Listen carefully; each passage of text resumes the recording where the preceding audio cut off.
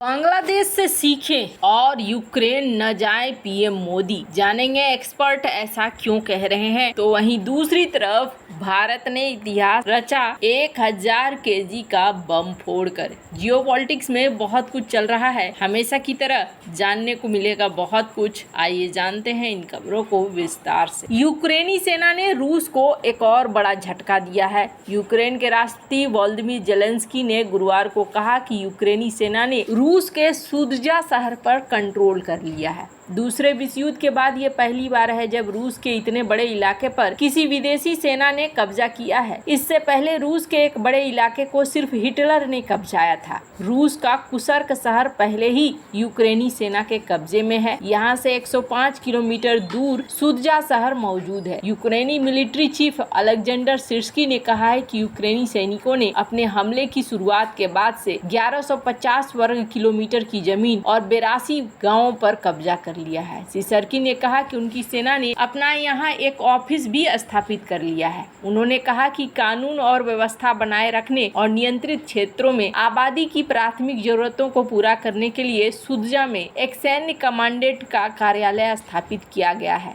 सुदजा रूसी gas terminal के बगल में स्थित है। यहाँ से रूस यूक्रेन के जरिए यूरोप तक गैस की आपूर्ति करता है। साल 2023 में यूरोप में भेजी जाने वाली रूसी प्राकृतिक गैस का आधा हिस्सा इसी शहर से होकर गुजरा है। वहीं यूरोपीय संघ की कुल खपत का 5% यहाँ से जाता है। इससे इस बात की अटकलें तेज हो गई है कि यूक्रेन का लक्ष्य रूस की कमाई के एक महत्वपूर्ण स्रोत पर चोट पहुँचाना है। यूक्रेन की जमीनी घुसपैठ ने 76,000 से ज्यादा रूसी लोगों को अपने घरों को छोड़ने को मजबूर कर दिया है और रूस को बैकफुट पर ला दिया है। रूस अब यूक्रेन की जमीन कब्जाने की जगह अपनी जमीन को वापस छुड़ाने के लिए संघर्ष कर रहा है। बुधवार को युद्ध के सबसे बड़े हमले में यूक्रेनी ड्रोन ने 4 रूसी एयरफील्ड्स को भी निशाना कथित तौर पर बनाया है। CNN की रिपोर्ट के मुताबिक हमले में कुर्स्क और वोरोनिज के दक्षिण पश्चिमी क्षेत्रों और मॉस्को के पूर्व में निजनी नोवगोरोड में 4 ठिकानों को निशाना बनाया गया। रूसी रक्षा मंत्रालय ने कहा कि उसने कुर्स्क और उसके आसपास के क्षेत्रों में 117 बड़े ड्रोन और 4 टैक्टिकल मिसाइलों को भी तबाह कर दिया। यूक्रेन का हमला रूस के लिए एक बड़ी शर्मिंदगी का कारण बन गया है। तो वहीं ये हमला दूसरे विश्व युद्ध के बाद किसी विदेशी सेना का रूस पर पहला हमला बताया जा रहा है, जो यूक्रेन की रणनीति में एक बड़ा बदलाव दिख रहा है। सुदजा में पहुंचे यूक्रेनी सैनिकों ने एक इमारत के झंडे फाड़े, जिसका वीडियो यूक्रेनी न्यूज चैनल पर दिखाया गया। उन्होंने यहाँ यूक्रेन की जय के नारे लगाए। यूक्रेन ने हमला करते हुए सिर्फ 8 दिनों में रूस की उतनी जमीन कब्जा कर लिया है जितना 8 महीने में रूसी सेना ने किया था। रूस की धरती पर रविवार को यूक्रेनी झंडा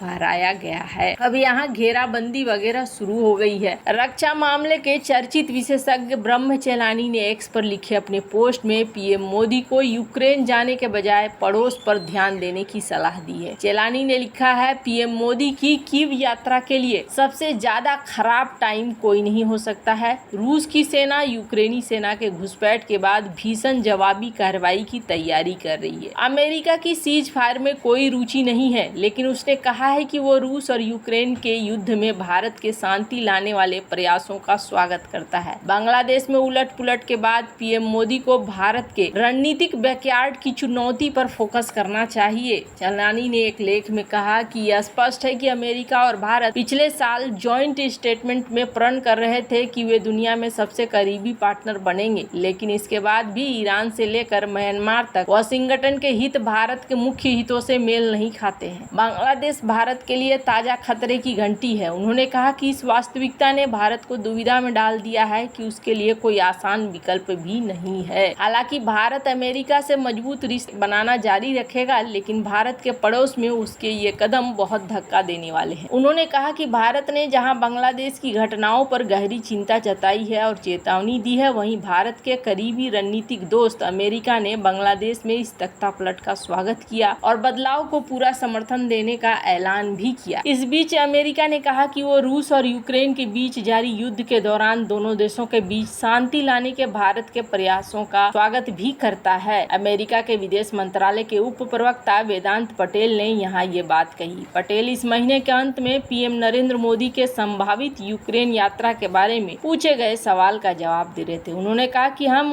अनेक मुद्दों पर अपने भारतीय साझेदारों के साथ संपर्क में हैं। निश्चित तौर पर रूस और यूक्रेन के बीच युद्ध के दौरान भारत की बातचीत का स्वागत करेंगे। पीएम मोदी 21 से 23 अगस्त तक पोलैंड और यूक्रेन की यात्रा पर जा सकते हैं। हालांकि इस संबंध में अभी कोई आधिकारिक घोषणा नहीं की गई है। आपको बता दें, पिछले 10 दिन में यूक्रेन की सेना रूस के अंदर करीब 10 किलोमीटर तक घुस गई। यूक्रेन के राष्ट्रपति जेलेंस्की ने कहा कि उनकी सेना ने सुदमा कस्बे को रूस की सेना से मुक्त करा लिया है। यूक्रेनी सेना ने वहां पर अपना ऑफिस बना लिया है और ये एक बड़ा झटका माना जा रहा है। वहीं अगर बात करें रूस की, तो रूस इसका जवाब दे सकता है और ये जो जवाब होगा ये बड़ा खतरनाक हो सकता है, क्योंकि रूस के जो सहयोगी हैं वो क्या कह रहे हैं, वो कह रहे हैं कि जिस तरीके से चीजें चल रही हैं, ये चीजें बता रही है कि दुनिया तीसरे विश्व युद्ध के कगार पर खड़ी है और ये सब कुछ इस तरीके से ही होना लिखा हुआ है। हालांकि इसी चीज का डर डोनाल्ड ट्रंप ने भी कहा था। डोनाल्ड ट्रंप का भी कहना था कि दुनिया जिस तरीके से चल रही है और जिस तरीके से अमेरिका भी कर रहा है, इस हिसाब किताब से ऐसा लग रहा है कि तीसरा विश्व युद्ध संभव हो सकता है। खैर, अब जहां एक तरफ ये बात बार बार डोनाल्ड ट्रंप कहते हैं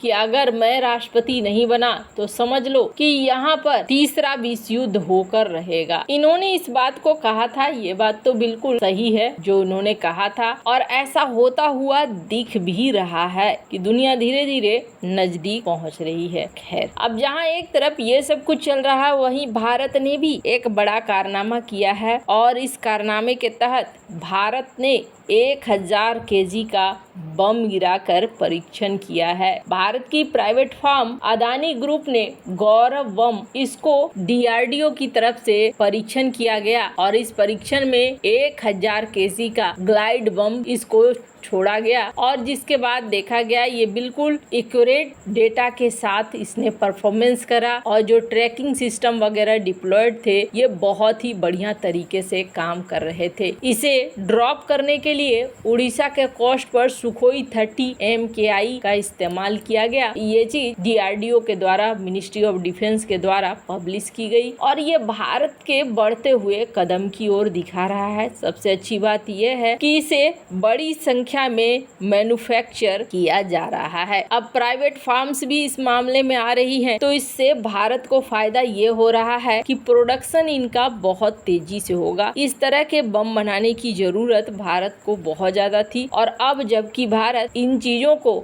अपने ही देश में बनाना शुरू कर रहा है, तो अगर कभी लंबा युद्ध चलता है तो भारत को बहुत ज्यादा परेशानी नहीं होगी। ठीक चाइना वाला रास्ता अब भारत ने भी पकड़ लिया है और भारत भी खुद के हथियारों पर यकीन कर रहा है, जो भारत के लिए सबसे ज्यादा जरूरी थी। वैसे आपको क्या लगता है, इन सब मामले में आपकी क्या राय है, कमेंट कर जरूर बताएं। जल्द मिलते हैं अगली वीडियो में नई खबर के साथ।